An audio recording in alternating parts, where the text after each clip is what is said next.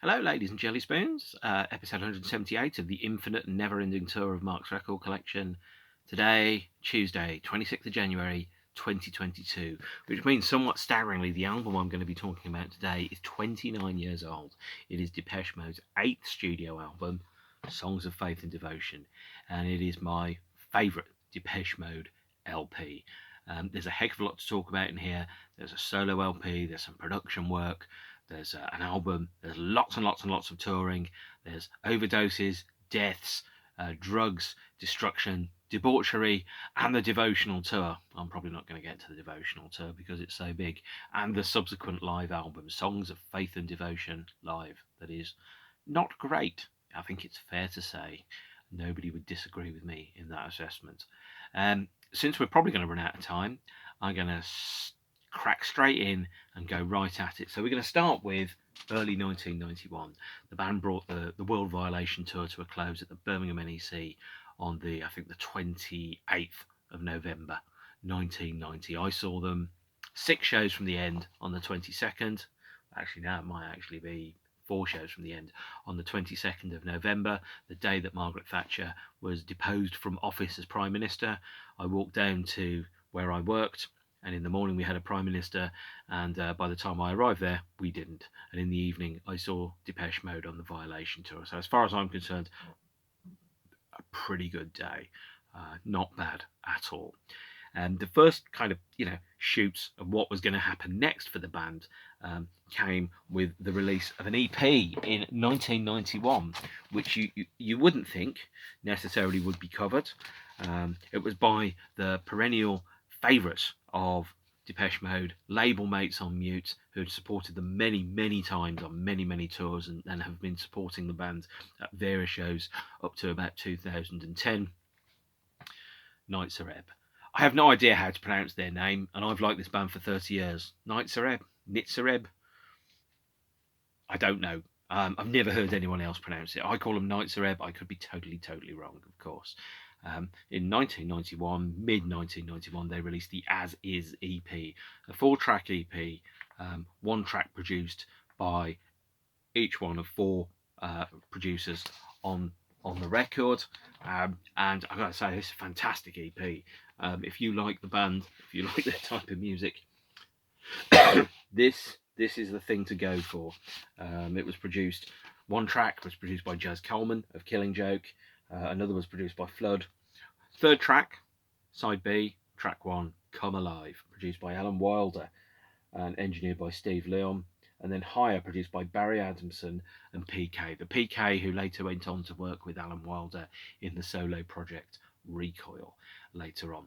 As Is a fantastic EP, sorely underrated, and it's got 2 of the best Nitzer Ebb songs on it. So the band listened to both Family Man and Come Alive, and they chose Alan Wilder's production on Come Alive, and they said, Alan, would you like to produce a new album, which was released in late 1991?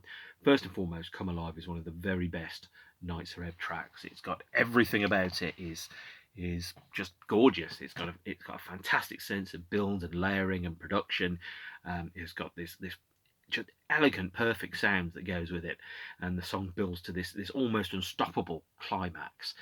It's one of the best Nitzer Ebb tracks there is, and of course at the time I bought it, I'm like, if that's a B-side, and by the way, there's a track called Captivate, which is a B-side as well, which is absolutely phenomenal by Nitzer Ebb. Everything else they do must be goddamn great, and you know what? I was absolutely right, and I have no regrets about that at all. If you're particularly a train spotter, there is an alternate mix of Come Alive that is on this now long deleted magazine with a CD called Volume 1. It has a different intro. This might be the first time I heard Come Alive, actually, because this might have been released before the As Is EP. So I heard this and I'm like, Alan Wilder producing Nitzer Ebb, that sounds glorious, and I was absolutely right. This mix is available on YouTube. Do have a look for it. And then with that, Alan got the production job for the Nitzer Ebb LP, Ebbhead, which was released that same year. Ebbhead was released in had 4 singles against it. I think it's one of their best LPs, Nitzer Ebb. The first single, of course, being Family Man, produced by Jazz Coleman. The second one being I Give to You. Here's a 12-inch single of I Give to You. This one produced by Alan Wilder and Flood and recorded between June and July 1991 with an orchestra on it, and I really, really like it. It'll get very predictable if I tell you, oh yeah, it's fantastic. You've already worked out I really like it, so let's not dwell on that. There's the 10-inch single that I Give to You. The second single from the album, a huge, gorgeous, dynamic track with a fantastic orchestra backing. It sounded like nothing else on the planet at the time. It sounded like the perfect kind of crossbreed between Depeche Mode and Nitzer Ebb. Nitzer Ebb had concentrated on producing short, sharp songs, very heavily influenced by DAF and Front 242, almost kind of like an industrial, angry, furious techno Ramones. Lots of short melodic hooks, lots of little kind of earworms that stick in your head. That like it was like, or not really a song as such. It's more like an assemblage of riffs that are tested on humans for durability and earwormness. I think that's the word. They were harsh, they were abrasive sounds, they were very rhythmic, and yet at the same point, with this album, the band was starting to pull in more melodic sides. They were able to kind of add emotion to the music that they were making, and this is, I think, where Nitzer Ebb and Nine Inch Nails are, in my opinion, they're more vital to me than bands like Front 242 and Ministry, because their music is more emotional, it's more human. It's not necessarily about, muscle and height and moving your body to the sound of the rhythm and the drums and all that. It's more about, emotions, but also this beautiful, gorgeous, kind of harsh, abrasive, industrial sonic texture. I Give to You is one of the best Nitzer Ebb songs. And that was the last single that was released just before we got the fourth Nitzer Ebb LP, Ebbhead, released in 1991. This copy was signed by Doug and Bon and Julian, using two different pens, of course, at the Middlesbrough Arena in 1991. This is the original LP that I have had for over 30 years now, and I love it to bits. I still listen to it regularly. They're a band that I think should be much better known and much better loved than they actually are. And again, the whole LP, with the exception of Family Man, was produced by Alan Wilder, and it sounds immaculate. It really does. It has a kind of like a modern, updated approach to the band's sound. There's melody in there as well. It reminds me a lot of elements of Some Great Reward, actually. The use of found sounds and technology, and the industrial sounds of a city that are used in a percussive manner, much like Kraftwerk's Abzug or Metal as well. And then there was there's a fourth single that was released from the album, by the way, is Ascend. This is a promo 12-inch, again signed by the members of the band in Middlesbrough, this time with the same pen. I learnt my lesson. And this features a Vince Clarke remix, the first remix by Vince Clarke, formerly of Depeche Mode, then of Erasure, still is of Erasure actually, remixing it, and again sounds absolutely great. If you're curious as to what a Nitzer Ebb LP might sound like, or maybe a Depeche Mode LP with somebody else singing and writing the songs, Ebbhead is an absolutely fantastic choice. I recommend it highly. Please spend some time listening to this album. Give it a try. If you don't like it, you've lost 40 minutes of your life. If you do like it, I've just cost you loads of money because you're going to go and buy all their albums. 1991 was a very, very quiet year for Depeche. The only public activity there was the release of one song on the soundtrack to Wim Wenders' film Until the End of the World. I have seen the film. The film is bad. The soundtrack album, much better. This has unique and exclusive songs by a number of artists, which of course is a big selling point. Now in these days, soundtrack albums had, the bands would sell a song to the soundtrack album, and then the soundtrack album would effectively be a compilation record with the songs shoehorned into the film. And it's really obvious. I watched Scarface the other day, and the use of pop music in that movie is brazen, thoughtless, and completely unnecessary, but it's designed to sell a soundtrack LP. So they're using the brand recognition of the film and found music in environments like radios and nightclubs and so on to then put exclusive tracks by famous bands onto the compilation LP. So you're buying a compilation LP that you otherwise would never have bought in order to get one song by the band that you absolutely have to have everything of. And Until the End of the World had a number of big name artists on there. So REM, Depeche Mode, U2, Talking Heads, Nick Cave and the Bad Seeds, and Lou Reed, Julie Cruz. Lots of big names. Death's Door is the song on Until the End of the World, and for a while, over a year, this was the only place that you could get hold of Death's Door by Depeche Mode. Very, very different sound to the rest of Depeche's activity. It is a jazzy, real live instruments played together by musicians in the studio, ballads sung by Martin Gore. Dave didn't want to sing it because if he sang it, that meant flying back from America for 3 days, and the lad couldn't be bothered. So Martin sang Death's Door, and always has done on stage ever since. It's a Martin Gore song, and I think it suits Martin's voice probably better than it suits Dave's. It was played 59 times live, never in the UK. So Death's Door by Depeche Mode is the song that has been played live the most, but not in Britain. There you are, setlist geeks. That's not very interesting, is it really? Don't know why I told you that, but there you are. 1993 was a very quiet year for Depeche Mode. It was the first year since the band started making records that there were no Depeche concerts, there were no releases, there were no singles, nothing. The band just completely fell off the face of the planet. There wasn't even a live album. 1992 saw the release of one Depeche Mode related album. This is the third album, or the third major release by Recoil, Alan Wilder's solo project called Bloodline, the album. And I think Recoil's album Bloodline, I love this to bits. This is a great album. This is probably the best Recoil album that there is. At this point in time, Alan's production skills are superlative. He had, at this point, one of the finest ears in music, and his production at this era is unmatched. Just the way that he uses sound and textures and layering and arrangements is very, very influential on film soundtracks, very influential on Nine Inch Nails and Trent Reznor and Atticus Ross, and there's just absolutely gorgeous production that you cannot fault at all. The problem with it, and it's not necessarily a problem, is it all sounds like fantastic Depeche Mode instrumental B-sides, because Alan's area of skill was not in writing a conventional verse, chorus, verse song structure, not in writing lyrics. It was in creating sounds and grooves and instrumentation and feelings and atmospheres. And that's where I think Bloodline really, really works, is that it sounds like a bunch of guest vocalists over a bunch of Depeche Mode B-sides from 1992, and it's brilliant. It's better than some Depeche Mode albums, I'm not going to lie. It's certainly better than Speak and Spell, A Broken Frame, and the tragically misnamed Exciter album as well.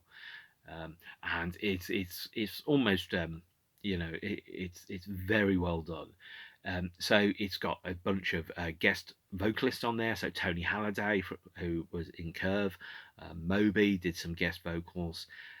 There's a track called Electro Blues for Bucka White, which I think actually is responsible for Moby's Play album. Electro Blues for Bucka White is a sample from a Bucka White track. I think it's called Ride 'Em On Down. And then Alan has sampled the entire vocal, and then he's rebuilt it and rearranged it and chopped it up and put it back into different places to create a series of relatively small vocal samples that sit on top of a newly created and unique electronic backing. So it's exactly what Play by Moby did a few years later, when we had things like Why Does My Heart Feel So Bad, Natural Blues, Porcelain, Find My Baby, those type of songs off Play. Electro Blues for Bucka White, I think, is probably the template upon which Moby took some inspiration from for the Play album. And it's a darker, slinkier, dirtier sound than Play, but Bloodline is a very, very strong album. And it's very well. I mean, just the production on it is fantastic. And what you'll find is on the last song on the album, which is Bloodline on the vinyl and Freeze on the CD. Well, let's stick with Bloodline. The Bloodline title track has a series of reprises in it where it brings out themes and motifs and production sounds from earlier on in the album and then kind of combines them together to create something that feels like a climax and a resolution of the themes of which you've just heard across the previous 6 songs. The CD version has an extra track called Freeze, which is a kind of like an instrumental that coils and builds on a descending piano kind of riff. It sounds like the B-side to Never Let Me Down Again. So if you think, oh God, I really wish I could hear some more songs that sounded like Depeche Mode in 1990, Bloodline is an absolutely fantastic place to go. Do give it a listen. I rate this album highly. It's 30 years old though, and God, that makes me feel old. It really, really does. I did have a vinyl copy of Bloodline. I don't know what happened to it. I bought the vinyl copy because it was cheaper than the CD, but it was 1 song shorter. Vinyl copies of Recoil stuff are really, really expensive now. They've been out of print for 20, 30 years. And so I think even Bloodline goes for about £100 now. It's an absurd amount of money. Stick with your CDs, kids. Old vinyl is God's way of telling you you make too much money. Yeah, not my joke, but there you are. We started that's the preamble to Songs of Faith and Devotion.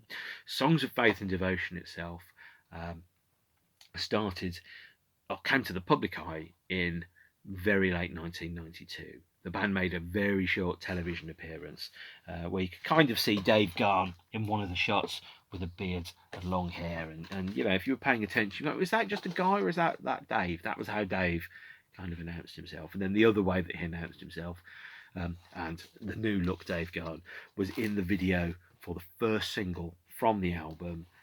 The single is I Feel You, a Depeche Mode classic that has been played live right up until their most recent tour.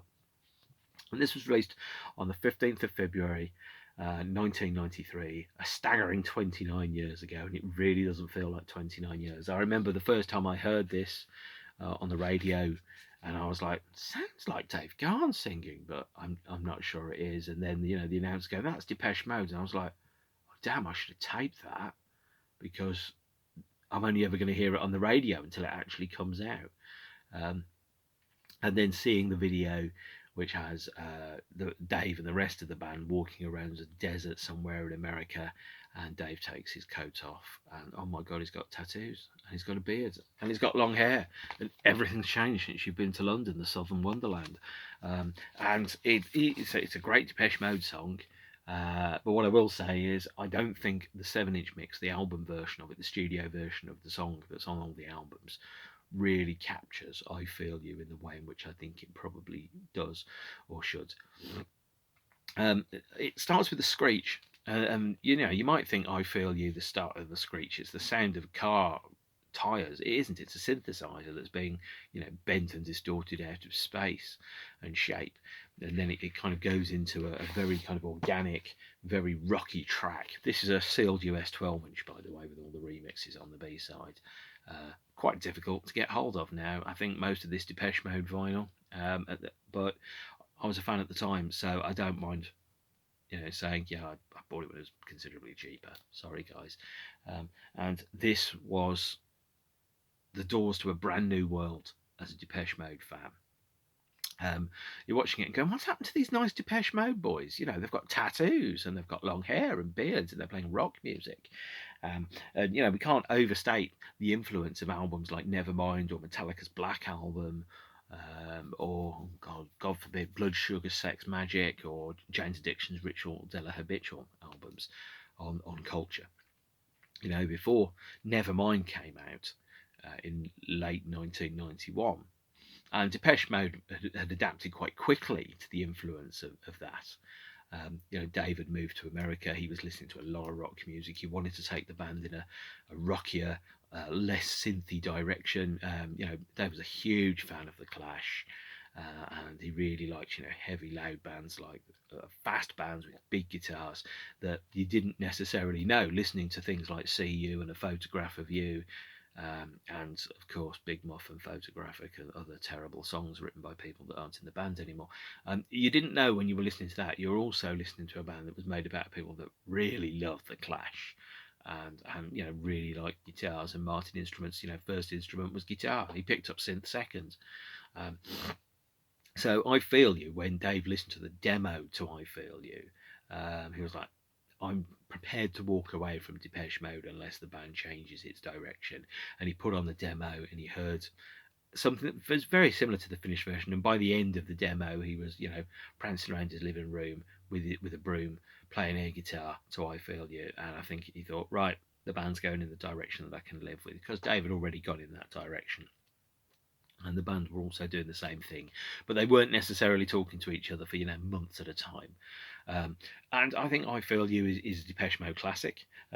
It's got some motifs on the front, so each one of these four symbols is a band member. And when you look at the sleeve, you can kind of see. Let's go really, really close on there. I probably can't see that. Let's get there. You can see a birthday on there, and that symbolises whoever was born on the 1st of June 1959, or whoever was born on, let's read that backwards, the 23rd of July 1961. So that's a symbol. And then that ties in with the cover that we've got for the album that's just about to come up. Songs of Faith and Devotion, the first and so I think to date the only Depeche Mode album to actually have a photograph of the band members on, as opposed to a photograph of a photograph. The cover of 101, for example, has a photograph of merchandise of the band as opposed to the band themselves, and you can kind of match them up and go, so this guy here, that's I think that's Martin, and then this guy with these symbols there, that's probably Fletch. That looks suspiciously like it could be Alan there, and then this chap is clearly Dave. And those stone symbols were reflected in the stage show that the band had for the devotional tour, which came through 1993 and 1994. But I Feel You is a Depeche Mode classic single.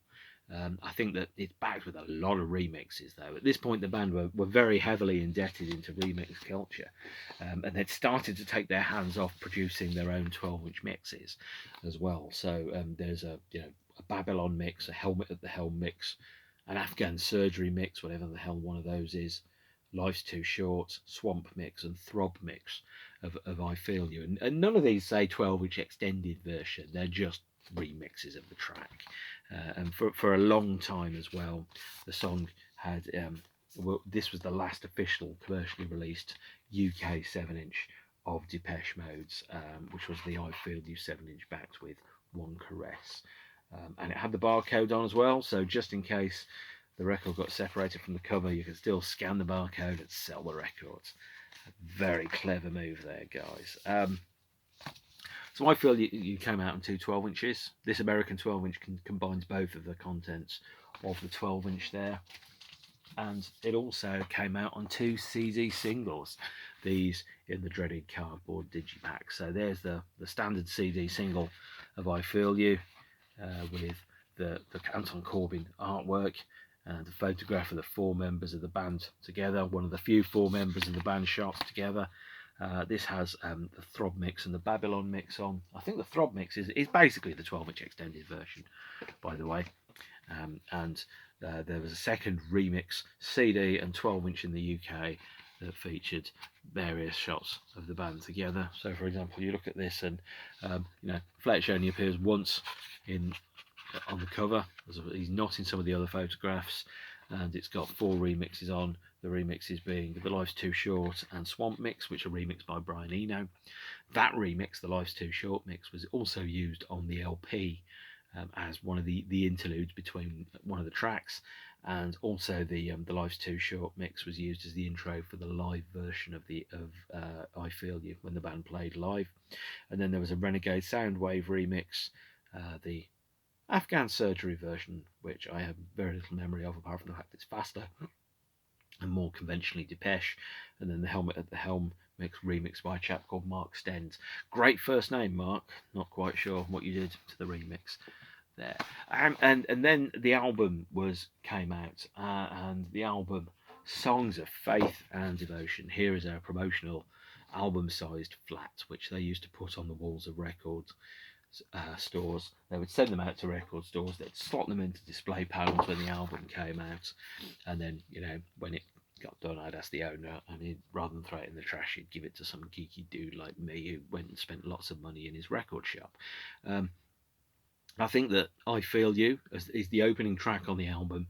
As I've said before, it's an absolutely great Depeche track. It's one of their best, and I think it's really dense as well. So I'm going to talk about I Feel You in terms of how it was recorded, to give you an idea of how the band's working methods had changed for this particular LP. The band kind of played together as a trio. So Fletch was present at some recording sessions, but not all of them. So it was Alan, Martin, Dave, kind of singing together with Flood and maybe an engineer kind of filling out the sound. And the band would record those, and then they'd go through and analyse the multi-tracks. So, for example, there are live drums all over the album, and the live drums on the album are resequenced versions of loops that have been created from those jam sessions, as the band played various versions of the songs, and they tried different approaches, different fills. Martin worked through different versions of the riffs or different sounds of the songs, and so the drums were played and looped. So although they're live drums, it's not a live drum performance. It's a resequenced, re-sampled and looped version of the live drums played by Alan. Alan wanted to play drums on the album, and Dave fully encouraged that. So that's the direction that the band went in. The bass was programmed, and so the bass that we've got on there is doubled up with two bubbling bass lines that kind of have a duet with each other. One of the verses on I Feel You, the bass drops out completely, and it took me until probably about 6 months ago to notice that, because I was listening to the song and not the production. And there's also a whole bunch of very interesting, complex and interweaving synth lines and backing vocals. There's a call and response element in the duet. So Martin's backing vocals kind of call to Dave, and Dave responds throughout the context of the song. And the song itself, it sounds a bit dirty, a bit lo-fi. It was mixed on cheap small speakers. The idea that the band had at the time is that if it sounds good on a cheap small speaker, which is where most people are going to hear the songs, then it'll sound good on an amazing pair of fuck-off speakers. And I think that's absolutely right. And then that was the template that the band used for most of the rest of the album.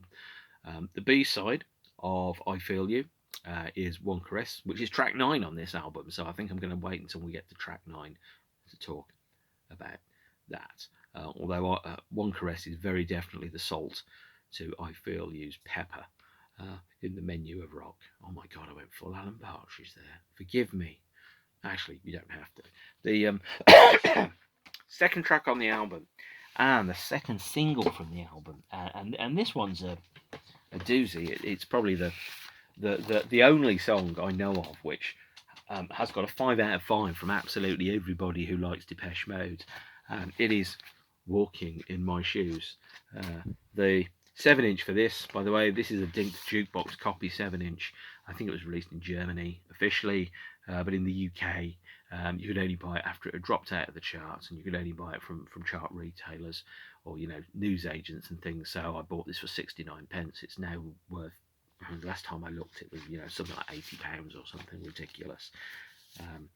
But yeah, I bought it for 69p. If only everything in my record collection had a return on investment of 100%, or more correctly, 10,000%.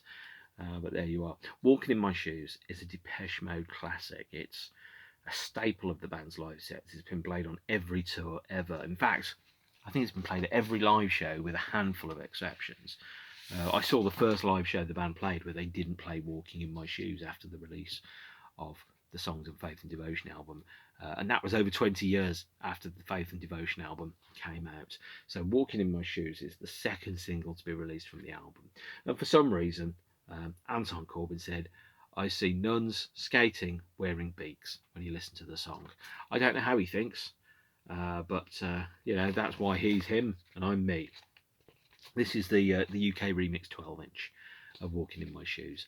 And I think, talking about Walking in My Shoes and the album as a whole, as you have to remember, this is an album of lasts and firsts. It's the first album with live drums played on it. It's the first album where the guitar was the dominant instrument on almost all of the songs. It's the last album that was made with Flood in the production seat, with Steve Leon as part of the production team, with Alan Wilder as a member of the band. And it really is, it's the first LP with them on the cover, and it's the first LP with live drumming on. It's also got a very perfect structure as an album. The band really managed to master the art of LP sequencing with Songs of Faith and Devotion. Although I have a different sequence. Pardon me. I have a different sequence for the album, which I like to listen to it in. And so we go for Songs of Faith and Devotion. Here's your trusty CD version from 1993, the dominant format at the time. 100 copies of the CD were stolen from the manufacturing CD plant in Wales and later discovered at a car boot fair, hence resulting in a criminal prosecution. In case you haven't seen it, the CD version of the album has a secret panel hidden underneath the black jewel tray. So if you take that jewel tray out and replace it with a clear one, you get what looks to be a bunch of photographs of a bunch of Berlin and Hamburg sex shops, which is, you stay classy there, Hamburg. And you have Songs of Faith and Devotion. Here is the LP. Now, when you look through the photographs which go through the album, what you can see is that there's only one shot of all four members of Depeche Mode in the same place at the same time, and it's this photo here, which is the four of them sat around a sofa at the first set of recording sessions in Madrid, where the band were going to live together and they were going to make an album together and everything was going to be wonderful. And it took about 3 months and they finished 2 songs, and Fletch went home early and the band recorded the rest of the LP as a trio. So you think about, Martin and Alan and Dave. There's lots of photographs of them in there. There's very few photographs of Fletch, and there's one maybe. There's only one shot of the four members of the band together, which kind of indicates that they were very obviously fracturing. Fletch's role in the band has become largely, I think, ornamental. I think is probably the best way to describe it, and possibly even to describe his musical contributions as redundant, but for the sake of keeping up appearances and maintaining the group dynamic. Although Alan played almost all of the instruments on the LP, Fletch does appear on there, the idea being that the band was still the four-piece that they had been for a very long period of time. Walking in My Shoes, the second track from the album, did get a single release, as I've mentioned. I've shown you the 12-inch, I've shown you the 7-inch. There are also 2 CD singles. And CD is probably the right word for them, actually, because this is quite a seedy song. It's about the redemptive power of guilt and judgment, and almost written for, if you're a person that at some point has made some bad decisions in your life, you've done some things which perhaps you regret, and you're tired of being judged by other people, then this is a song that really kind of ties into it. I Feel You as a song is very much about the pleasures of the carnal flesh and about the seduction of lust.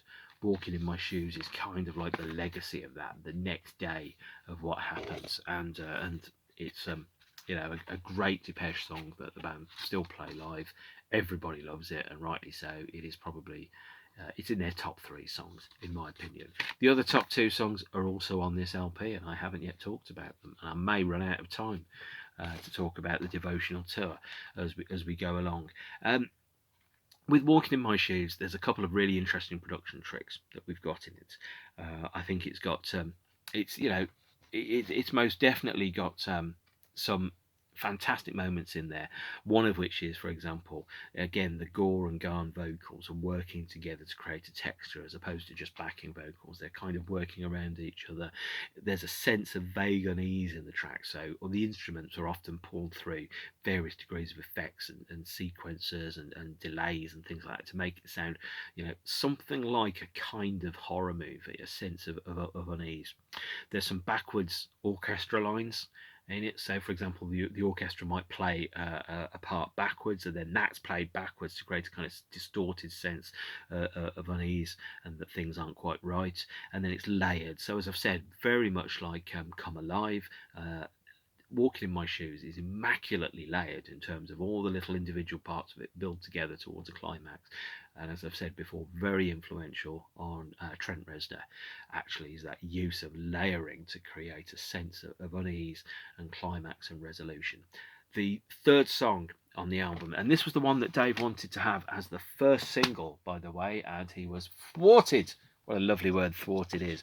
Thwarted in his ambitions, is Condemnation, a gospel track. So you can imagine you've got I Feel You, which is quite rocky. You've got Condemnation, which is, you've got Walking in My Shoes, which is probably the nearest thing to a traditional Depeche Mode song on the album. And then you've got a song with a gospel choir. Condemnation was released as a third single in a remixed and re-recorded form. Here's 3 CD singles of it, by the way. There's a live version, there's the studio version of Condemnation, which has a remix of Death's Door on the back, and there's the American CD single of Condemnation in an eco pack, what a dreadful word that is, that has the previously unavailable nitrate mix, although really it's just the amyl nitrate mix off this, but with a different title and about 1% difference. So that was a waste of £6.99 of my pocket money in 1993. Thanks, guys. Just call it the amyl nitrate mix and save me the money, because I could have done with it at the time. Condemnation is, I think, quite a painful song for some members of Depeche to listen to. It's Dave kind of pleading to us to not condemn him for his things, but to understand and show some tolerance and understanding for his behaviours. And it's a song that isn't played live very much by Depeche these days. I think I last saw them play it, I think maybe 2001. I may have seen him sing it, Dave sing it, on his solo tour in 2003, but I haven't seen Depeche play Condemnation for a very, very long time indeed. This is the live 12-inch, in mint condition, worth a heck of a lot more money than my heavily battered 12-inch single, and this is the live one, recorded at the Milan Forum, with the B-sides of Halo, Enjoy the Silence, and Personal Jesus on there. Oh god, man, what a 12-inch, one of the best 12-inches of all time, that one. I've got to say. Fourth track on the album is Mercy in You, kind of like a sequel. So all the first 4 songs are kind of all sequenced together to create a narrative around temptation, lust, judgment, forgiveness, and mercy. This is a 2016 repressing of the album, by the way, because I was only buying CDs for my albums at that point, because I lived in a small flat and I didn't have much money.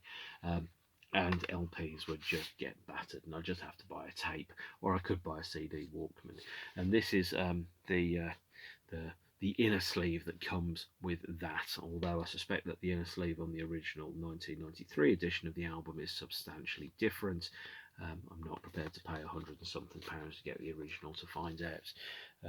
But as you can see, there's a couple of photographs here which aren't from the same session. So I think this one was taken during mid-tour. I think that Alan's haircut here is not from the same period, so it's from 1994, for example. And some of these photographs don't appear on the Songs of Faith and Devotion CD booklet. Track 5 is Judas, closing the album with the first of the Martin vocals there, Judas. And Judas is a great Depeche song. They play it live frequently. It's probably an example of the biggest difference between Martin and Alan in their production styles.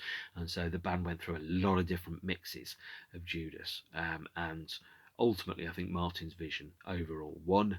But it's a great song. And the ending of Judas kind of fades into a nothingness, which is why my sequence of the album has I Feel You as the first track on side 2, because it feels like Judas naturally leads into the beginning of I Feel You.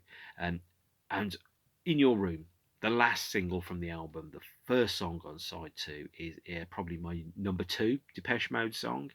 It's an incredible track, and it was built from 3 different versions. So there's lots of different versions of I Feel You that the band worked out. They were trying multiple different arrangements.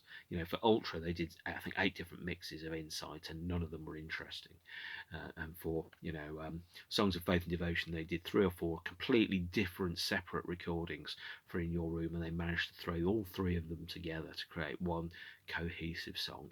In Your Room is probably the nearest thing Depeche Mode have to a song like Comfortably Numb. It's the last embers of the dying working relationship between Depeche and Alan Wilder. When the album was being recorded, apparently Fletch walked into the room after, Alan had spent a couple of days trying to perfect the drum sound for the album, and Andy came in and said something like, "Sounds a bit shit." And Alan had spent 2 days working whilst Fletch hadn't. It was kind of like, "Yeah, I know. I haven't finished working. Fuck off." Or whatever he said. But he was not happy. And I think that was where the seeds of discontent and ultimately Alan's decision to leave had started to be sowed. In Your Room, the 6th track on the album, is the second best Depeche Mode song of all time. I love it. It's powerful. It's sultry. It completely dominates the LP as the centre point. It's as good as Never Let Me Down Again, and I think that it's the song which doesn't get enough love and respect, and it really, really should. It should have opened the LP, actually. It really, really should.